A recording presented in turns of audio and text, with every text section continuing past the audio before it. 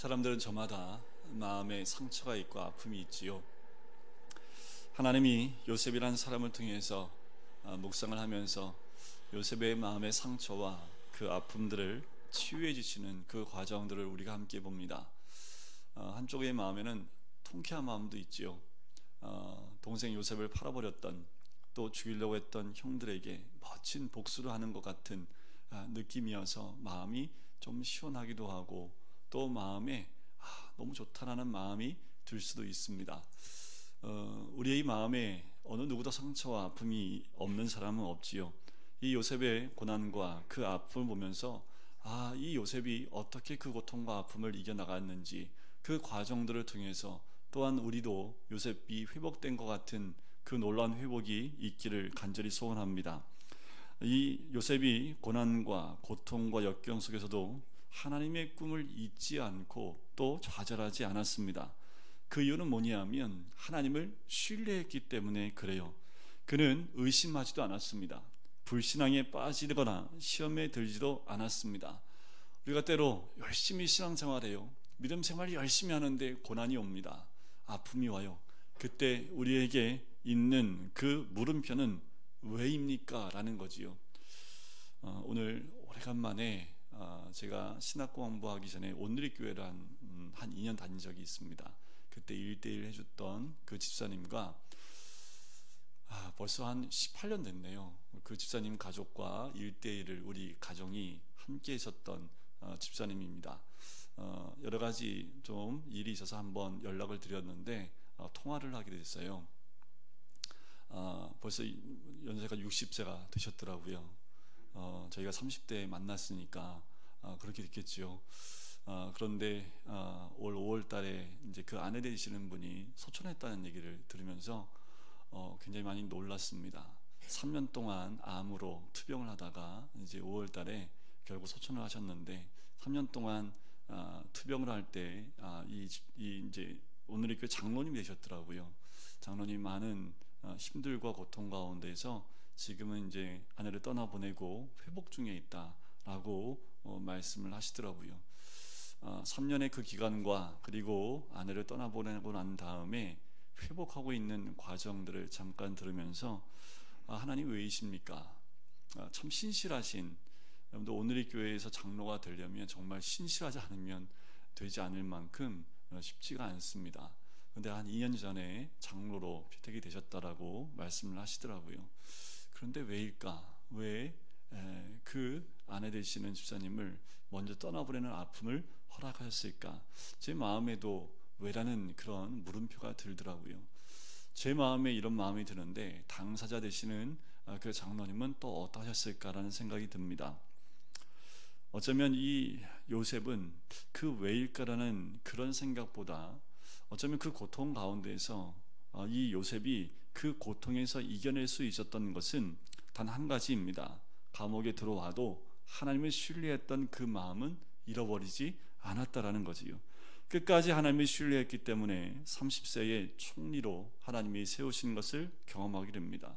하나님을 신뢰하는 것, 이것은 좋을 때에는 누구나 다 할 수 있는 것이 하나님을 신뢰하는 겁니다. 그런데 내 인생의 바닥을 칠 때에도 흔들리지 않고 하나님을 굳건히 믿고 신뢰하는 그 믿음을 지킨다는 것, 그것은 목사인 저도 쉽지 않은 거지요.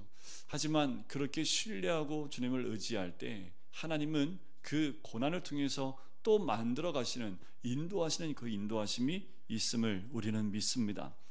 그리고 오늘 이 요셉을 통해서 그 믿음이, 또 그 비전이 우리들 가운데 심겨지길 간절히 소원합니다. 요셉의 외형적인 모습이 어떤 모습이라고요? 꿈의 사람, 믿음의 사람이라는 겁니다. 이는 삶의 현실에서 좌절하고 찌들고 고통당하는 우리들에게 하나의 방향성을 제시해 주는 것이 아닌가. 우리에게 어쩌면 지금 그 고난의 깊은 수렁에 있는 우리들 가운데 용기와 희망을 주는 그 모습이 이 요셉의 모습이 아닐까라는 생각이 듭니다. 자, 이제 지금까지 살펴본 것과 좀 다르게 요셉의 내면의 모습을 저번 주에 한번 보았지요. 그 내면의 모습에서 우리가 배울 부분이 뭐라고 말씀을 드렸던가요? 옛날이요. 일주일 전에 말씀 어떻게 기억해요, 목사님? 형들에 대한 사랑이지요. 외적으로 드러난 모습은 믿음의 사람이고, 또 하나님을 향한 신뢰와 그 비전을 가지고 있던 사람의 모습이라면, 내면적인 그 모습에는 용서할 수 없는 형을 사랑하는 그 사람, 사랑할 수 없는 사람을 사랑하는 모습입니다. 끝까지 사랑하는 그 모습을 보게 되는 거지요. 그런데 누군가 나를 사랑하면 나도 사랑할 수 있습니다. 나한테 잘해주면 저도 잘해줄 수 있습니다. 나를 격려해주고 나에게 미소를 주는 사람에게 우리는 얼마든지 사랑을 전할 수 있지요. 하지만 상대방의 태도나 조건에 따라 사랑하는 그런 사랑이 아니라, 요셉처럼 원수일지라도 손해를 끼쳤을지라도 그를 용서하고 사랑하는 것이 우리가 요셉에게서 배울 그 놀라운 사랑이지요. 우리 모든 예수님을 믿습니다. 잘 믿는 줄 압니다. 어떻게 알아요? 수협에 나오는 것 보면 일단 예수님 잘 믿는 것 같아요. 이 수협의 금요기도에 나오신 분들은 특별히 그 믿음 가운데 하나님 앞에 더 가까이 나가려고 노력하시는 분들 아닙니까? 그러나 그런 것과 상관없이 이제 요셉의 삶을 통해 우리 속에 있는 사랑하지 못하는 갈등, 사랑하면서도 고민하며 괴로워하는 갈등, 용서하지 못하는 모든 것들이 치유되고 회복되기를 간절히 소원합니다. 우리 내면에 이런 거룩함이 다시금 회복되어지고 이루어지기를 주님의 이름으로 축원드립니다. 요셉의 요셉은 너무나 사랑했습니다. 조건도 없었고요, 절대적인 사랑이었습니다. 그리고 일방적인 사랑이었습니다. 형들이 어떻게 반응하냐에 따라서 사랑하는 것이 아니라는 거예요. 그래서 요셉의 사랑을 보면 예수님의 사랑을 발견하게 됩니다. 저는 우리가 하고 있는 사랑 속에 이 예수님의 사랑이 있기를 간절히 바라고요. 감정적인, 상황적인, 인간적인 사랑이 아니라 예수님이 있는 사랑, 십자가가 있는 그 사랑이 우리의 마음에 새롭게 일어나기를 소원합니다. 어쩌면 부모가 자녀를 사랑하는 그 사랑이 예수님의 사랑과 조금 근접할 수 있지 않을까요? 우리 안에 조건과 환경이나 상황에 따라 사랑하는 것이 아니라 예수님이 있기 때문에, 십자가가 있기 때문에 할 수 있는 그 사랑을 우리가 할 수 있기를 간절히 소원합니다. 요셉을 통해서 배우는 세 가지 사랑은 무엇이냐면, 첫 번째가 대상과 상관없는 사랑을 한다라는 겁니다. 그 사람이 누군지 따지며 사랑하지 않는다라는 거지요. 진정한 사랑은 대상과 상관이 없습니다. 두 번째는 상대방의 반응과 상관없다라는 거예요. 상대방이 어떻게 반응하든지 상관없이 내가 사랑하기로 결정한 겁니다. 거절하면 또 만나고, 오른뺨을 치면 왼뺨을 돌려대고, 겉옷을 달라고 하면 속옷을 주고, 오리 가자고 하면 몇 리를 가요? 10리를 가는 것, 그것이 사랑하기로 결정한 사람들의 결단이지요. 사랑은 상대방의 반응과 상관없는 겁니다. 세 번째는 요셉의 사랑, 진정한 사랑은 세월과도 상관없다는 겁니다. 세월이 지나 변화되는 사랑이 아니라 20년 전이나 지금이나 똑같은 거지요. 결혼 전이나 결혼 후나 동일한 변함없는 사랑을 하는 모습이라는 겁니다.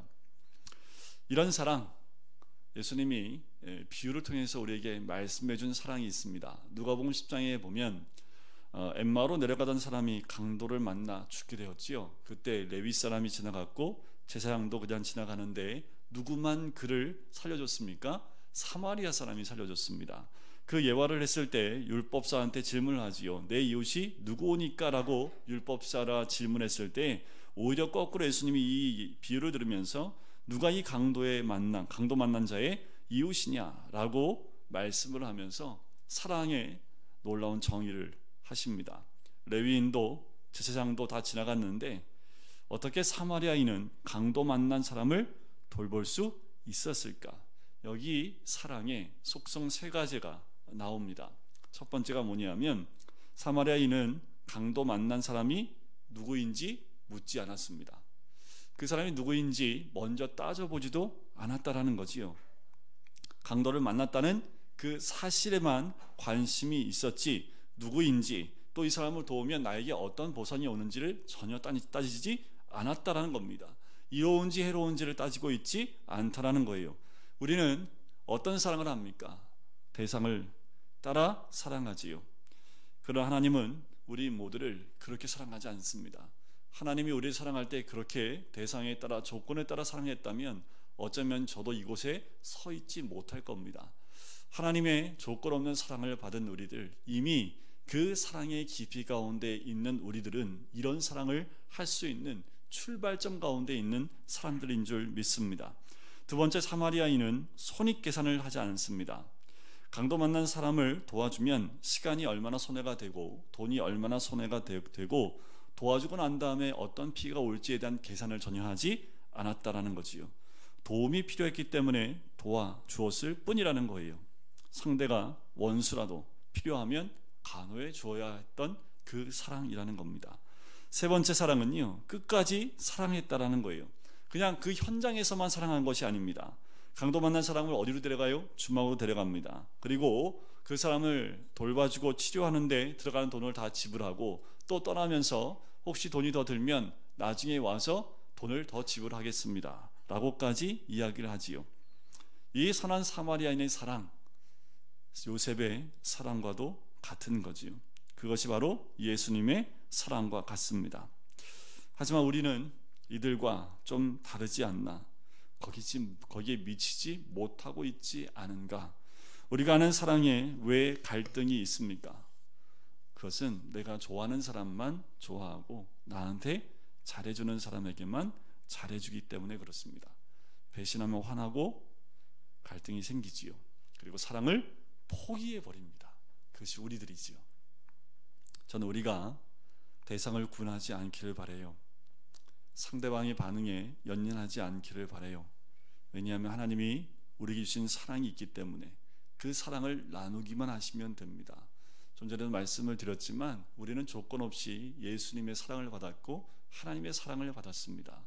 여러분들 하나님의 사랑을 깊이 묵상해 보시면 그 사랑이 우리 마음 가운데 부어지게 될 줄 믿습니다. 하나님은 사랑의 양이 아니라 질을 중요하게 생각합니다. 태도를 중요하게 생각하시지요. 아무것도 베풀 것이 없어요? 아니요.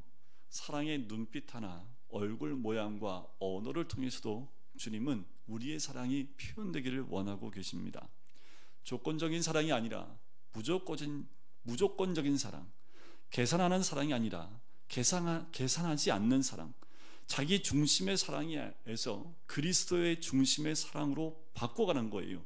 감정적인 사랑에서 의지적인 사랑으로 다시 돌이켜가는 겁니다. 그때 기적이 일어납니다. 목사님, 왜 우리한테는 기적이 안 일어나요? 왜 기적이 안 일어날까요? 우리는 조건적인 사랑, 계산하는 사랑하기 때문에 그런 거지요. 우리 삶을 통해서 기적이 일어났던 것은 아마 부모님의 사랑이지 않을까. 부모님의 자식의 사랑 가운데 큰 기적은 지금도 일어나고 있지요. 하나님은 포기하는 사랑, 다 버리는 사랑을 원하세요. 그렇다면 우리가 어떻게 이런 사랑을 할 수 있을까요? 도대체 제가 이런 사랑을 할 수 있을까? 나를 다 버리고 조건 없이 상황과 상관없이 계산하지 않고 그리스도의 사랑을 내가 할 수 있을까? 한 가지 선물을 드리면 로마서 5장 5절 말씀입니다. 제가 읽어드릴게요. 소망이 우리를 부끄럽게 하지 아니함은 우리에게 주신 성령으로 말미암아 하나님의 사랑이 우리 마음에 부은 바 됨이니. 그래요, 우리는 사랑할 수 없습니다.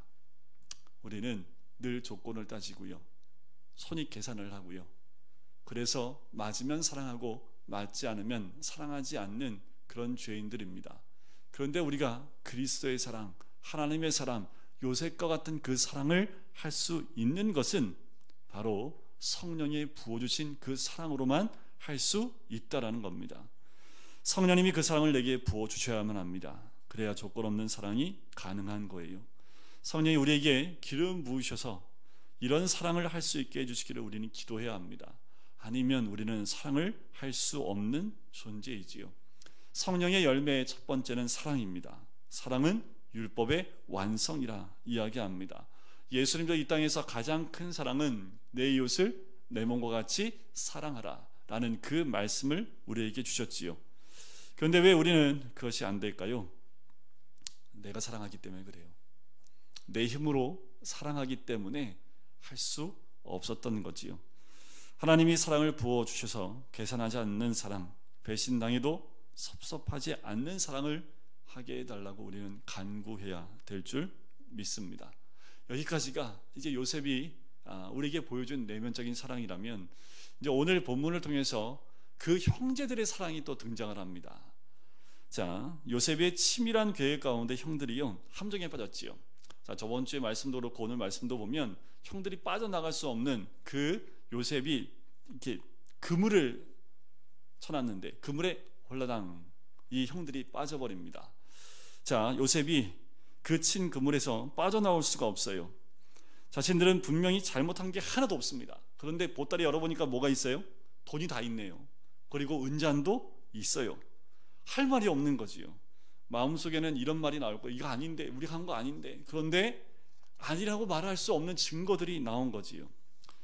근데 세상에서 이런 일 이게 한번 경험하게 되면 보통 우리 입에서는 뭐가 튀어나옵니까? 환장하겠네 이거. 그지? 이거 환장하겠네. 이건 아닌데. 뭐 말은 못하겠고 누구도 믿어주지 않고 이거 환장하겠네. 이거 어떻게 할 수 없는.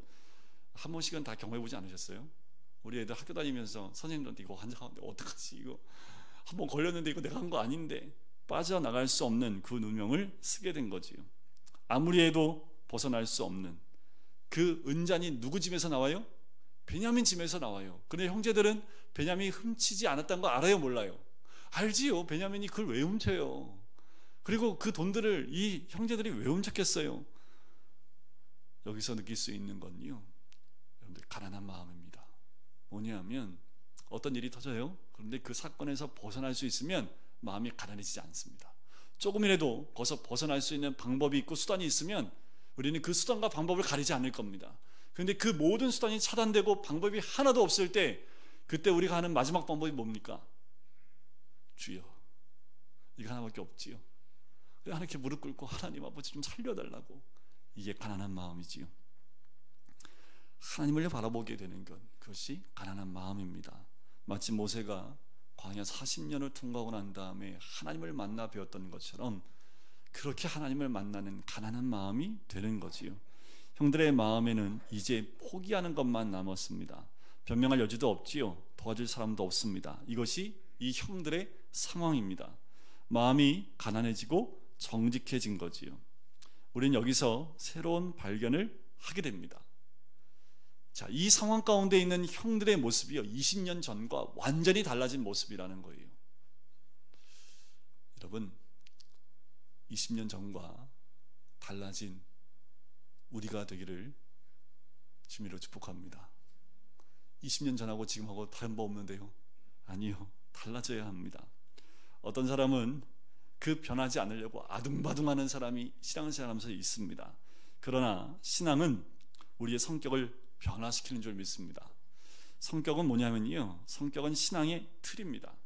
이 틀이 바뀌지 않고 아무리 거기다가 하나님의 사랑을 넣고 아무리 거기다 하나님의 은혜를 넣어도요, 틀이 안 바뀌었기 때문에 바뀌질 않습니다. 이 틀이 바뀌어야지 그 틀 안에 하나님의 사랑을 채울 때 변화된 모습이 나올 수 있다라는 거예요. 하나님은 이 형들의 틀을 다 깨어놨습니다. 요셉을 통해서 그 틀을 완전히 부숴버리고 하나님 앞에서 완전히 가난하여 완전히 바닷 가운데 있는 이들, 완전히 바뀌어진 이들의 모습을 보게 되는 거지요. 아무리 새로운 것을 집어넣어도 이 틀이 바뀌지 않으면 옛날로 돌아가게 되어 있습니다. 하나님의 은혜는 일시적으로 부어질 수 있지만 바뀌지 않는다라는 거지요. 여러분, 신앙생활은 내 틀을 바꿔나가는 겁니다.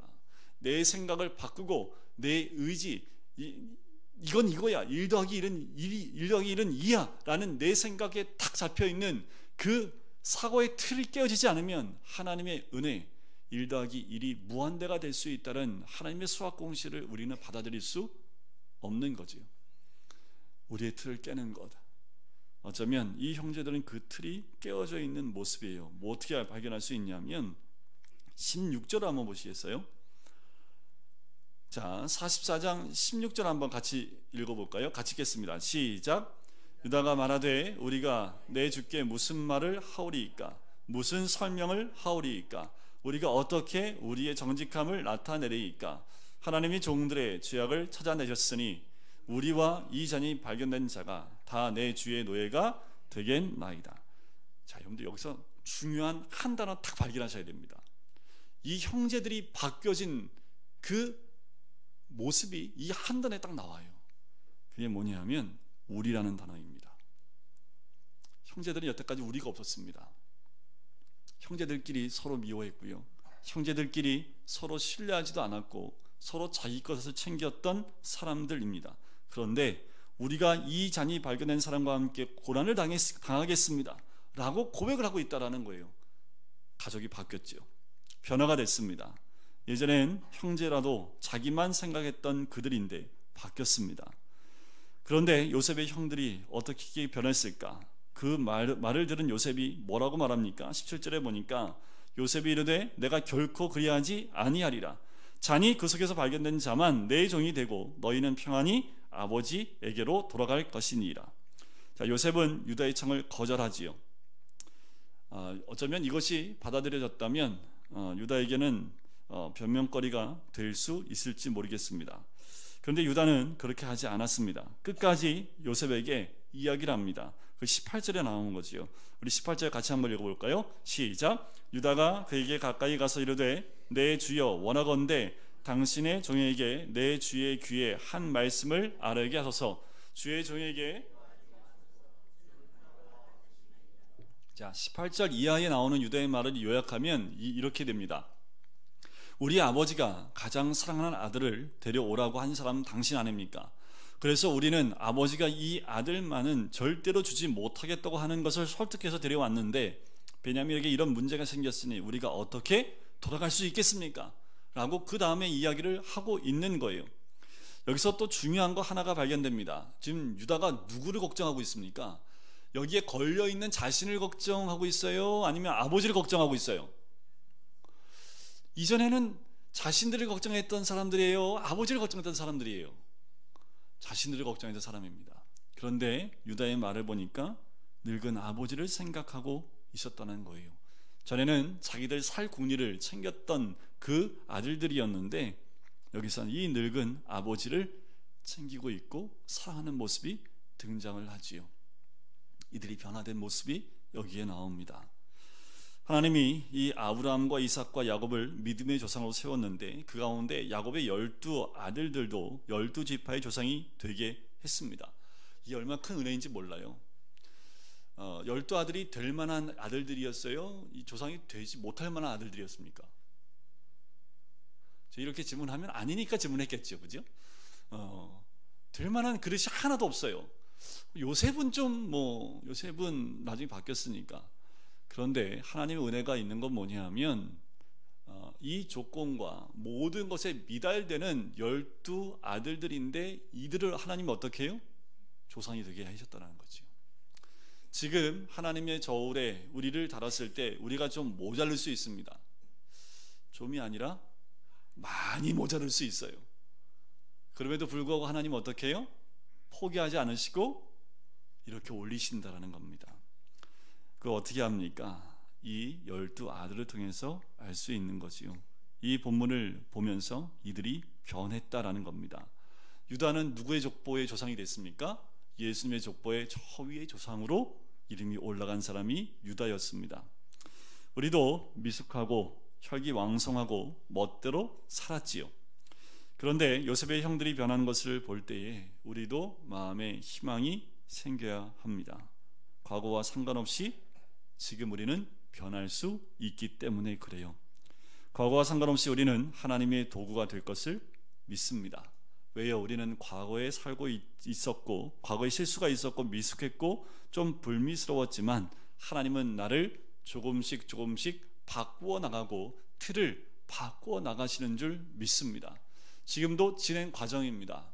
여러분, 틀은 언젠간 깨지고 하나님의 뜻을 따라 맞는 틀을 우리가 세우자 나갈 때 그때 한없는 하나님의 은혜가 쏟아질 뿐만 아니라 주님이 세우고 싶은 그 자리에 우리를 세우시게 될 줄 믿습니다. 결국 예수님의 마음을 담게 하신다라는 거지요. 우리가 닮아가야 될 틀은 예수 그리스도밖에 없기 때문에 그렇습니다. 우리의 신앙의 완벽한 틀은 예수 그리스도인 줄 믿습니다. 유다가 계속해서 이렇게 요청을 하지요. 32절과 33절입니다. 이 두 절 중요하니까 같이 한번 읽어볼까요? 32절과 33절입니다. 시작. 주의 종이 내 아버지에게 아이를 담보하기를 내가 이를 아버지께로 데리고 돌아오지 아니하면 영영이 아버지께 죄짐을 지리이다 하였사오니 이제 주의 종으로 그 아이를 대신하여 머물러 있어 내 주의 종이 되게 하시고 그 아이는 그의 형제들과 함께 올려 보내소서. 유다가 결국 어떻게 합니까? 내가 죽더라도 이건 안 된다라는 거지요. 내가 죽어도 아버지를 다시 한번 상처를 줄 수 없다라는 거지요. 여기서 유다는 자기의 생명을 내주는 정말 기쁘고 아름다운 청원을 하게 됩니다. 여기에 중보기도의 열쇠가 있습니다. 중보기도는요, 생명과 바꾸는 겁니다. 생명과 바꾸는 기도로 바뀌지 않을 것이 없습니다. 참된 중보기도는 생명을 걸고 하는 거지요. 우리는 변화된 유다의 모습에서 예수님의 중보기도를 볼 수 있습니다. 예수님이 십자가 위에서 1000마디가 뭐였습니까? 아버지요, 저들의 죄를 용서하여 주옵소서. 저들은 자기들이 하고 있는 일이 무엇인지 모릅니다. 이것이 예수님의 십자가 위의 중보기도지요. 스데반의 중보기도는 뭡니까? 아버지요, 저들의 죄를 용서해 달라고 쏟아지는 그 돌을 맞으며 했던 중보기도입니다. 아브라함은 소돔과 고모라를 멸하시는 하나님께 이렇게 중보하지요. 의인 50명, 40명, 35명, 30명, 20명, 10명이라도 있으면 멸하시겠습니까? 라고 끝까지 매달리며 했던 중보기도. 모세가 한 중보기도는 어떻습니까? 금송아지를 만들고 우상을 숭배할 때 하나님이 그들을 다 죽이겠다고 했을 때 모세가 하나님께 매달립니다. 제 생명을 거두어 가시고 이 백성을 용서해 주시옵소서. 이것이 모세의 생명을 건 중보기도입니다. 사도 바울도 이렇게 기도했지요. 제가 죽을지라도 제 민족이 구원받기를 원합니다. 중보기도에는 절규가 있지요. 십자가를 붙들고 순교하는 것과 같은 심정으로 중보기도를 하면 바뀌어요. 우리가 해야 될 중보기도가 필요한 때가 이때입니다. 한 영혼을 살릴 때에도 우리의 생명을 내거는 중보기도가 필요하고요. 또 우리 교회를 위해서 중보할 때에도 내 생명을 내어 던지는 중보기도가 필요하고요. 이 나라 민족이 변화되기 위해서 우리 모든 사람, 예수님을 구주로 섬기고 있는 모든 사람들이 생명을 건 기도를 할 때 이 나라 민족이 바뀌게 될 줄 믿습니다. 바뀌는 것, 그래요, 변화되는 것. 우리 주님은 우리가 변화되어지고 또 예수님의 모습, 그 모습을 닮아가기를 원하고 계십니다. 그럴 때 그 사랑 안에서 우리는 삶 속에 일어나는 기적을 경험할 뿐만 아니라 우리 공동체, 가족에게 일어나는 그 기적을 경험하게 될 줄 믿습니다. 여러분, 하나님은 지금도 우리 한 사람을 통해서 이 기적이 일어나기를 원하십니다. 여러분들이 있는 그 가족과 또 공동체 안에서 내가 내 생명을 내어 던질 때에 그 안에 새롭게 일어나는 하나님의 역사를 우리가 목도하게 될 줄 믿습니다. 요셉의 사랑, 그리고 그 변화된 형제들의 사랑이 우리의 가슴 깊이 예수 그리스도의 사랑과 십자가로 심겨지시기를 주님의 이름으로 간절히 축원드립니다. 기도할까요?